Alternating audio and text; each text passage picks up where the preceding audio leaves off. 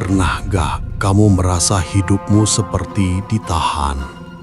Rezeki ada, tapi selalu lolos di depan mata. Pernahkah kamu berada di titik hidup di mana semuanya terasa menggantung? Tidak sepenuhnya hancur, tapi juga belum membaik. Menurut primbon kuno, fase inilah yang paling menentukan arah hidup seseorang.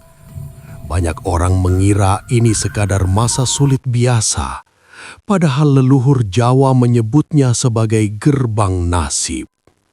Di fase ini, satu pilihan kecil bisa mengangkat derajat hidupmu, atau justru menyeretmu ke keterpurukan panjang. Sayangnya, kebanyakan orang tak sadar sedang berada di fase ini. Selamat datang. Semoga siapapun yang menyimak pembahasan ini selalu diberi ketenangan hati dan kejernihan dalam melangkah. Sebelum kita masuk lebih jauh, mari saling menguatkan dengan doa. Silakan tuliskan kota asal kamu di kolom komentar sebagai tanda kebersamaan. Semoga yang sedang memiliki hutang dimudahkan jalan rezekinya hingga segera lunas. Yang sedang sakit diberi kesembuhan, yang tengah mencari pekerjaan dipertemukan dengan pekerjaan yang diimpikan, dan semoga hidup kita semua senantiasa diselimuti keberkahan, perlindungan, serta kebahagiaan oleh Allah Subhanahu wa Ta'ala. Dalam primbon kuno Jawa, tidak semua fase hidup memiliki bobot yang sama.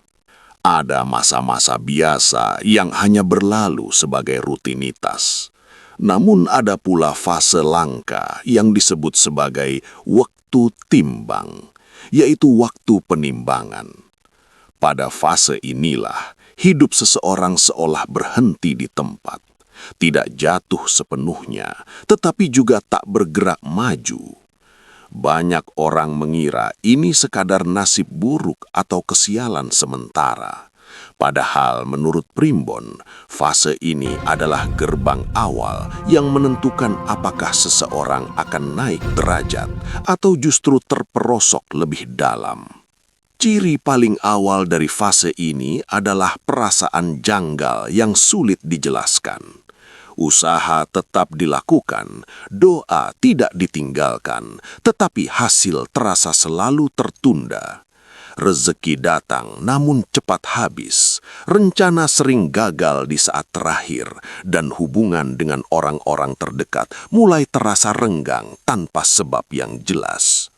Primbon menyebut kondisi ini sebagai urip ketarik. Hidup seperti ditarik mundur agar manusia mau berhenti sejenak dan menengok ke dalam dirinya sendiri. Yang membuat fase ini berbahaya adalah sifatnya yang halus dan tidak mencolok. Tidak ada peristiwa besar yang langsung menghancurkan hidup. Justru yang terjadi adalah akumulasi kecil yang melelahkan batin. Sedikit demi sedikit, rasa sabar diuji. Banyak orang mulai bertanya dalam hati, apa gunanya berusaha jika hasilnya selalu sama? Inilah titik awal di mana banyak manusia tergelincir tanpa sadar, karena fase ini bukan menguji kemampuan fisik, melainkan kekuatan hati dan keikhlasan. Menurut primbon kuno, pada fase penentuan ini, alam seolah ikut memperhatikan sikap manusia. Bukan untuk menghukum, melainkan untuk menilai kesiapan. Leluhur Jawa percaya bahwa derajat hidup tidak hanya ditentukan oleh kerja keras, tetapi oleh kelayakan batin. Seseorang boleh cerdas, rajin dan berbakat. Namun jika hatinya dipenuhi keluh kesah, iri, dan prasangka buruk, maka pintu kemajuan akan terasa semakin berat dibuka.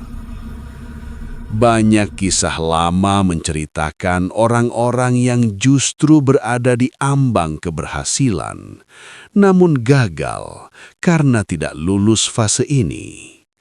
Mereka menjadi mudah marah, sensitif, dan merasa dunia tidak adil. Padahal menurut Primbon, rasa tidak adil itu sendiri adalah ujian. Hidup sengaja dibuat terasa berat untuk melihat apakah seseorang tetap menjaga adab, lisan, dan niatnya, atau justru melepaskannya saat keadaan tidak sesuai harapan.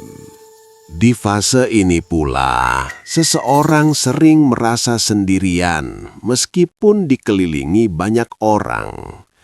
Dukungan terasa jauh, nasihat terdengar seperti tekanan, dan hati menjadi mudah lelah. Primbon menyebut ini sebagai sepi ing rame, sepi di tengah keramaian. Jika tidak dipahami, kondisi ini bisa membuat seseorang menarik diri, kehilangan arah, bahkan menyalahkan Tuhan. Namun jika disadari, justru inilah momen penting untuk menata ulang hubungan dengan Sang Pencipta. Yang jarang disadari adalah bahwa fase penentuan ini tidak datang secara kebetulan. Primbon menuliskan bahwa fase ini sering muncul setelah seseorang berdoa terlalu lama untuk perubahan besar. Ketika doa-doa itu mulai didengar, hidup justru diuji lebih dulu. Bukan karena doa ditolak, melainkan karena jiwa perlu disiapkan agar tidak salah arah saat perubahan itu datang. Bab ini menjadi kunci dari seluruh pembahasan, karena disinilah manusia berdiri di ambang dua jalan. Jalan pertama adalah jalan kesabaran dan perbaikan diri, yang perlahan akan mengangkat derajat hidup.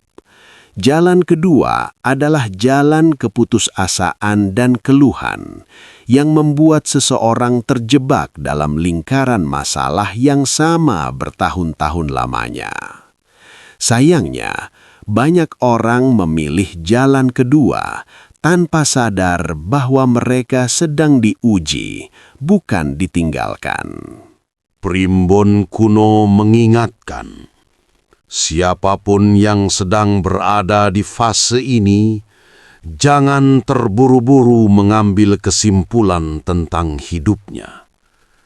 Karena justru pada saat semuanya terasa berat, penentuan terbesar sedang berlangsung dalam diam. Dan bab inilah awal dari jawaban mengapa fase ini begitu menentukan segalanya. Jika bab pertama adalah pintu masuk menuju fase penentuan, maka bab kedua adalah ruang gelap di dalamnya. Disinilah pertarungan sesungguhnya terjadi, bukan antara manusia dengan keadaan, melainkan antara manusia dengan hatinya sendiri. Primbon kuno menyebut fase ini sebagai pepesten batin, ujian batin yang tidak kasat mata, tetapi dampaknya sangat menentukan arah hidup seseorang.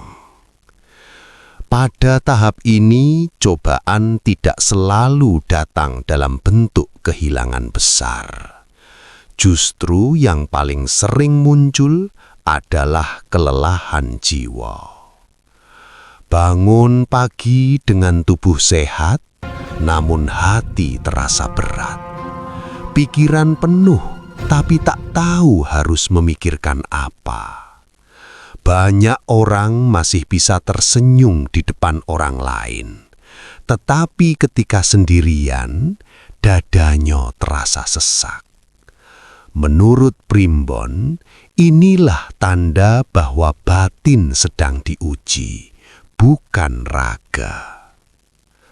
Konflik mulai muncul ketika harapan bertabrakan dengan kenyataan. Seseorang merasa sudah melakukan yang terbaik, bekerja keras, berdoa, bersikap baik, namun hasilnya tetap tidak berubah. Dari sinilah bisikan-bisikan halus mulai masuk. Rasa iri melihat keberhasilan orang lain. Rasa kesal ketika doa terasa tak kunjung terjawab. Hingga prasangka buruk bahwa hidup memang tidak pernah adil. Primbon menegaskan, bukan keadaan yang berbahaya, tetapi respon batin terhadap keadaan itulah yang menjadi penentu. Di fase ini, manusia sering terjebak dalam perbandingan. Mengapa orang lain yang usahanya biasa saja bisa melesat, sementara dirinya yang merasa lebih sungguh-sungguh justru tertahan? Perbandingan ini perlahan menggerogoti keikhlasan. Yang awalnya berbuat baik karena niat, berubah menjadi berharap pengakuan. Yang awalnya sabar, berubah menjadi menunggu balasan. Inilah titik rapuh yang sering tak disadari. Primbon kuno menggambarkan fase ini seperti air tenang yang menyimpan arus kuat di bawahnya. Dari luar hidup terlihat normal, namun di dalam terjadi tarik-menarik antara sabar dan putus asa. Banyak orang gagal di fase ini karena mengira bahwa keluh kesah yang disimpan di hati tidak berdampak apa-apa. Padahal menurut leluhur Jawa, isi batin adalah bahasa yang paling didengar oleh alam. Konflik batin semakin tajam ketika lingkungan tidak memberi dukungan seperti yang diharapkan. Nasihat terasa seperti tuntutan. Pertanyaan orang lain terdengar seperti penghakiman. Seseorang mulai merasa sendirian meskipun dikelilingi banyak orang. Primbon menyebut kondisi ini sebagai kapencil ing rasa, terasing dalam rasa sendiri. Jika dibiarkan, kondisi ini bisa membuat seseorang mengambil keputusan tergesa-gesa yang justru memperpanjang fase sulit. Yang paling berbahaya di fase ini adalah munculnya keinginan untuk menyerah secara halus.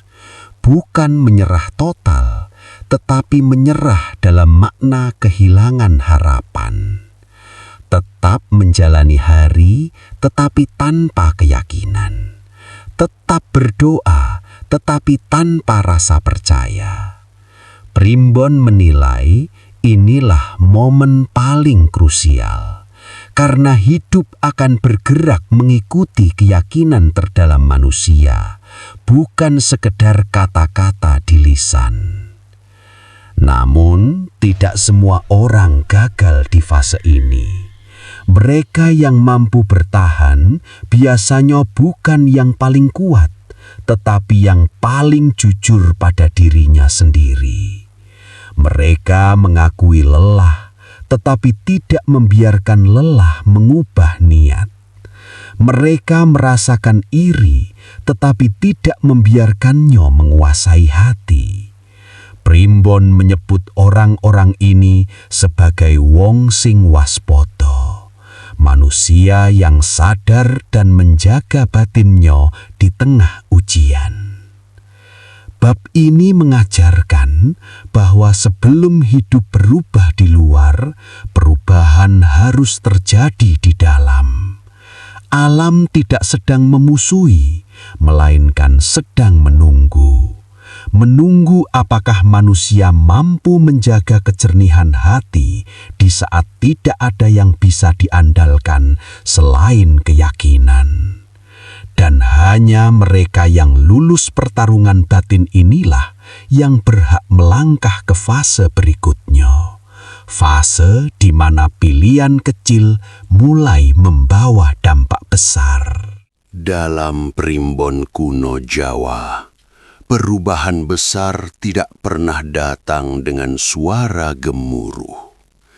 Dia hadir diam-diam, tersembunyi di balik pilihan-pilihan kecil yang sering diremehkan.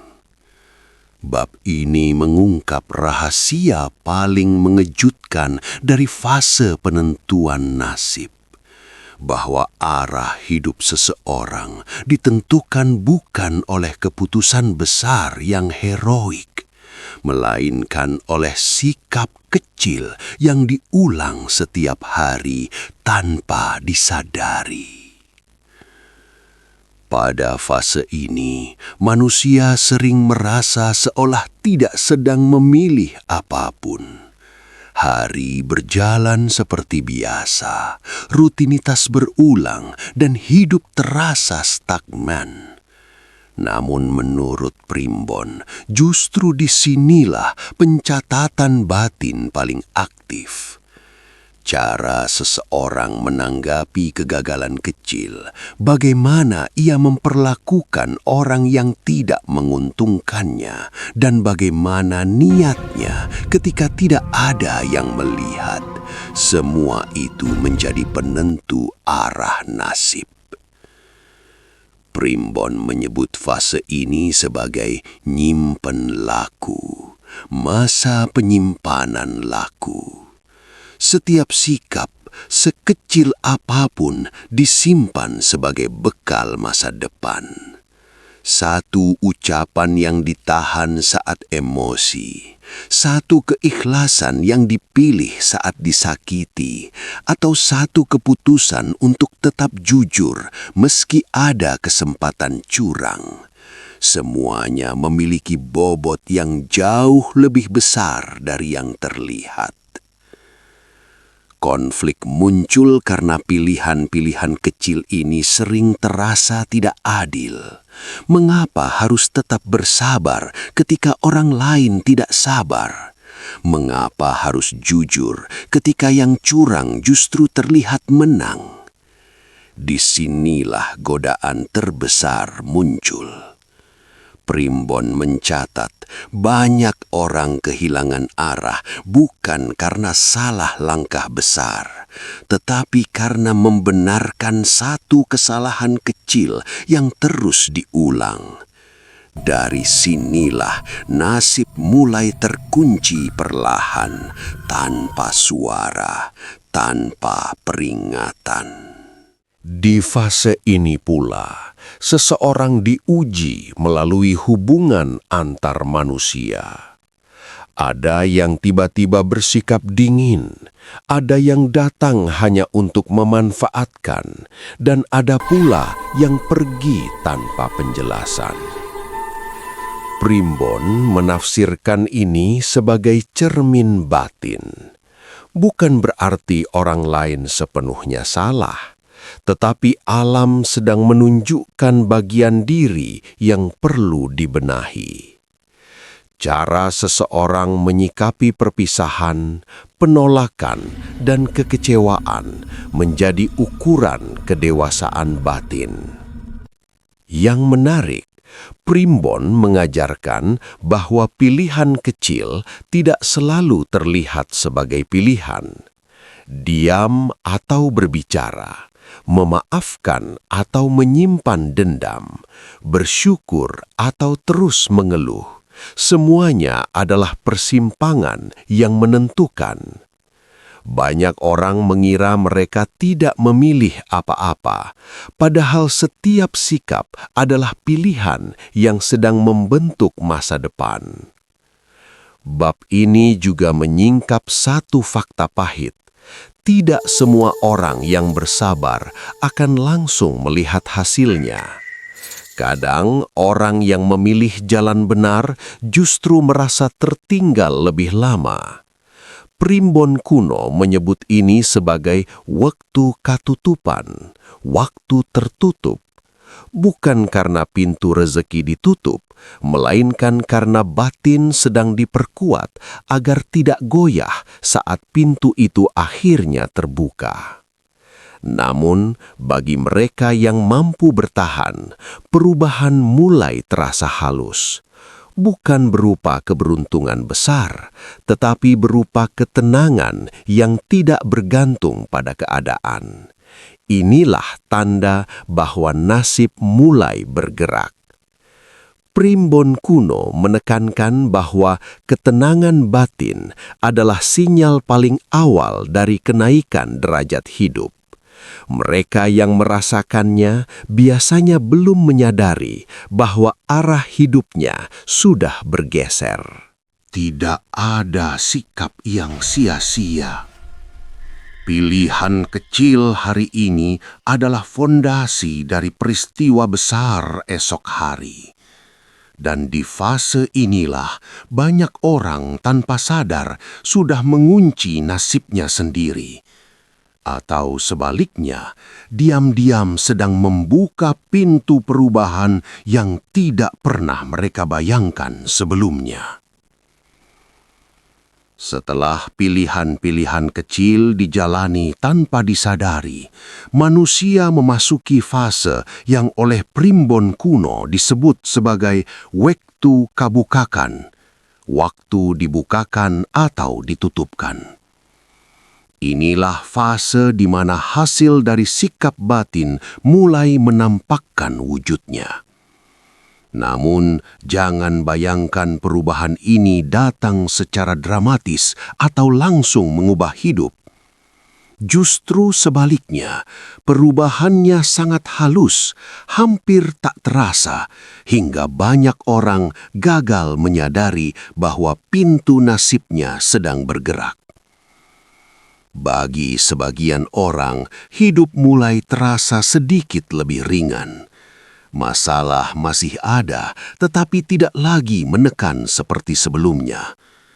Ada ketenangan yang muncul tanpa sebab jelas. Hati tidak mudah terpancing, pikiran lebih jernih, dan keputusan terasa lebih mantap. Menurut primbon, inilah tanda bahwa pintu mulai terbuka. Bukan berarti rizki langsung melimpah, melainkan batin sudah siap menerima tanggung jawab yang lebih besar. Namun bagi yang lain, fase ini terasa justru semakin berat. Bukan karena cobaan bertambah besar, tetapi karena rasa lelah yang menumpuk. Usaha terasa sia-sia, doa semakin dingin, dan harapan mulai redup. Primbon menyebut kondisi ini sebagai lawang kasirep, pintu yang tertidur. Bukan tertutup rapat, tetapi tidak lagi mudah diketuk. Banyak orang mengira inilah takdir buruk, padahal sebenarnya ini adalah hasil dari fase sebelumnya yang tidak disadari. Yang membuat fase ini berbahaya adalah sifatnya yang menipu. Orang yang pintunya mulai tertutup seringkali masih tampak baik-baik saja dari luar. Masih bekerja, masih bergaul, masih menjalani rutinitas. Namun di dalam ada kehampaan yang sulit dijelaskan. Semangat hidup menurun, empati menipis, dan kepekaan batin melemah. Primbon menegaskan, saat seseorang kehilangan kepekaan terhadap dirinya sendiri, itulah tanda awal keterpurukan jangka panjang. Di fase ini pula, alam mulai memperlihatkan pola. Orang yang batinnya bersih cenderung dipertemukan dengan orang-orang yang menguatkan, meski tidak selalu menguntungkan secara materi. Sebaliknya, mereka yang batinnya dipenuhi amarah dan keluhan akan dikelilingi konflik, kesalahpahaman, dan hubungan yang melelahkan. Primbon tidak menyebut ini sebagai hukuman, melainkan sebagai cermin. Lingkungan adalah pantulan dari isi batin yang sedang dominan. Banyak orang mencoba melawan fase ini dengan cara instan, mencari jalan pintas, memaksa keadaan, bahkan mengorbankan nilai-nilai yang dulu dijaga. Primbon kuno mengingatkan bahwa memaksa pintu nasib justru membuatnya semakin berat dibuka. Karena pintu itu tidak digerakkan oleh kekuatan fisik, melainkan oleh kesiapan jiwa. Semakin keras dipaksa, semakin jelas terlihat ketidaksiapan itu. Namun, ada satu hal menarik yang jarang dibahas. Primbon kuno mencatat bahwa pintu nasib tidak pernah benar-benar terkunci selamanya. Yang berubah hanyalah jalurnya. Jika seseorang gagal di jalur utama, ia akan diarahkan ke jalan yang lebih panjang dan berliku. Bukan untuk menyiksa, melainkan untuk memberi waktu lebih lama agar pelajaran batin benar-benar meresap. Sayangnya, banyak orang menyerah sebelum memahami ini. Bab ini menjadi titik sunyi dalam keseluruhan kisah. Tidak ada sorak kemenangan, tidak ada kehancuran besar. Yang ada hanyalah keputusan diam-diam dari alam. Apakah seseorang layak melangkah lebih jauh atau perlu diputar kembali? Dan disinilah letak ketegangan terbesar. Karena manusia seringkali baru menyadari pintu itu telah bergerak ketika ia sudah berada di sisi yang berbeda. Primbon kuno menutup fase ini dengan satu peringatan. Jangan menilai hidup hanya dari apa yang terlihat hari ini. Karena perubahan nasib seringkali dimulai saat tidak ada satupun tanda yang mencolok. Dan mereka yang gagal memahami fase ini akan terus bertanya-tanya mengapa hidupnya seperti berhenti, tanpa pernah sadar bahwa pintu itu sebenarnya pernah terbuka, namun tak pernah mereka lewati dengan benar. Di bagian akhir Primbon kuno terdapat satu penjelasan yang jarang dibacakan secara utuh. Bukan karena sulit dipahami, melainkan karena isinya terlalu jujur dan seringkali menyakitkan bagi manusia. Leluhur Jawa menuliskan bahwa fase penentuan hidup bukanlah ujian untuk melihat apakah seseorang pantas kaya, sukses, atau berkuasa. Fase ini adalah ujian untuk melihat siapa diri seseorang ketika ia diberi kemungkinan untuk naik derajat. Inilah plot twist terbesar yang sering terlewat. Selama ini manusia mengira hidup sedang menilai seberapa kuat ia menahan penderitaan. Padahal menurut Primbon, yang dinilai justru bagaimana arah hatinya ketika berada di persimpangan. Apakah ia tetap rendah hati saat mulai dihargai? Apakah ia tetap jujur ketika peluang terbuka? Ataukah ia berubah menjadi sosok yang merasa paling berhak setelah sekian lama merasa tersakiti?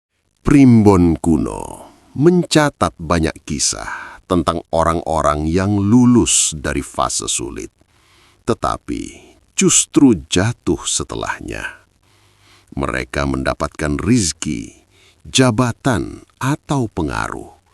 Namun hidupnya tidak pernah benar-benar tenang.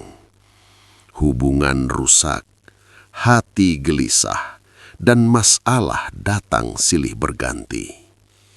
Menurut Primbon, ini terjadi karena mereka hanya lulus ujian kesabaran, tetapi gagal ujian kelapangan hati. Disinilah letak rahasia yang paling jarang disadari. Fase penentuan tidak berhenti saat hidup membaik. Justru ujian sesungguhnya dimulai ketika seseorang merasa sudah keluar dari kesulitan.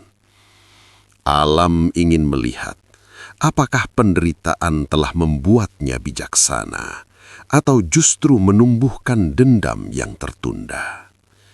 Banyak orang tampak berhasil di luar, namun di dalam hatinya masih menyimpan luka yang ingin dibalas. Primbon menyebut kondisi ini sebagai kesandung derajat, tersandung oleh derajat sendiri. Orang-orang seperti ini sering merasa hidupnya aneh, punya segalanya, tapi tak pernah merasa cukup. Selalu merasa kurang dihargai, mudah tersinggung, dan sulit bersyukur. Bukan karena nasib buruk, melainkan karena arah hati yang salah sejak fase penentuan dulu. Namun Primbon juga mencatat sisi sebaliknya. Ada orang-orang yang hidupnya terlihat biasa saja, bahkan sederhana, tetapi hatinya tenang dan langkahnya mantap. Mereka mungkin tidak terkenal, tidak kaya raya, tetapi setiap urusan terasa dimudahkan. Inilah tanda bahwa mereka lulus ujian paling berat, menjaga hati tetap lurus, meski tidak semua doa dikabulkan sesuai harapan. Bahwa hidup adil jika memberi sesuai usaha. Primbon mengajarkan bahwa hidup lebih adil dari itu. Ia memberi sesuai kesiapan batin. Jika batin belum siap, keberhasilan justru bisa menjadi awal kehancuran. Karena itu, fase penentuan seringkali terasa kejam, padahal sesungguhnya ia sedang melindungi. Di akhir bab ini, Primbon kuno menuliskan pesan sunyi. Jangan iri pada hidup orang lain, karena kamu tidak tahu ujian apa yang sedang ia jalani setelah doanya dikabulkan. Dan jangan meremehkan hidupmu sendiri, karena bisa jadi kamu sedang diselamatkan dari sesuatu yang belum sanggup kamu tanggung. Dengan demikian, jawaban dari seluruh pembahasan ini menjadi jelas. Fase yang menentukan bukan soal naik atau terpuruk secara duniawi. Fase ini menentukan apakah hatimu akan tetap bersih saat hidup berubah. Karena pada akhirnya, menurut Primbon kuno, nasib mengikuti arah hati, bukan sebaliknya. Dan hanya mereka yang memahami hal ini yang benar-benar naik derajat, meski tanpa sorak-sorai, tanpa pengakuan, dan tanpa perlu membuktikan apapun kepada siapapun. Pada akhirnya, dari seluruh pembahasan ini, kita diingatkan bahwa seberat apapun fase hidup yang sedang kita jalani, semuanya tidak pernah terjadi tanpa makna. Primbon kuno hanyalah salah satu cara leluhur membaca tanda-tanda kehidupan. Namun tetaplah kita fahami bahwa penentu sejati segala nasib hanyalah Allah Subhanahu wa Ta'ala. Dialah sebaik-baik perencana yang maha mengetahui apa yang sanggup dan tidak sanggup ditanggung oleh hambanya. Ketika hidup terasa berat, bisa jadi itu bukan hukuman, melainkan cara agar kita kembali meluruskan niat, memperbaiki hati, dan mendekat kepadanya. Jangan biarkan fase sulit membuat kita jauh dari iman. Tetaplah berusaha, bersabar, dan bertawakal, karena pertolongan sering datang di saat manusia merasa paling lemah. Jika pembahasan ini dirasa memberi manfaat dan pengingat, jangan lupa untuk memberikan like dan subscribe agar semakin banyak yang bisa mengambil hikmah dari setiap video berikutnya. Terima kasih telah menyimak hingga akhir. Semoga Allah melapangkan urusan kita, menenangkan hati kita, dan membimbing langkah kita menuju kehidupan yang penuh keberkahan. Sampai jumpa di video berikutnya.